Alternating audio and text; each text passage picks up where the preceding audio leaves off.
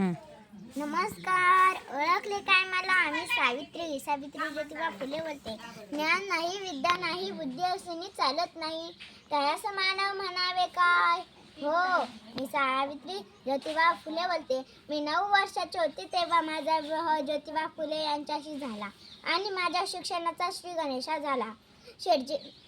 शेटजींची सावित्री शिकली आणि पहिली महिला शिक्षिका झाली. बाई शिकली म्हणून लोक नाव ठेवायची, पण तो दिवस उजाडला. पुण्याच्या भिडेवाड्यामध्ये आम्ही पहिली मुलींची शाळा काढली.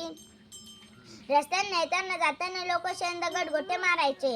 एक माणूस समोर आला आणि म्हणतो कसं, ए टवळे, मागे फिरायचं नाही तर भृग मावशी. असं चला हाताने दिली त्याच्या थोबाडीत. स्त्रीच्या जातीला कणखर असावं लागतं, पण आनंद होता. आया बाया शिकत होते त्याचा. म्हणून म्हणते मुलींनो, गतीविना मती गेली, मतीविना नीती गेली, नीतीविना शूद्र खचले, एवढे अनर्थ झाले का विद्येने केले. म्हणून म्हणते मुलींनो, शिक पोरी तू काहीतरी शिक. शाळा शिक्षण हा जीवनाचा तिसरा डोळा.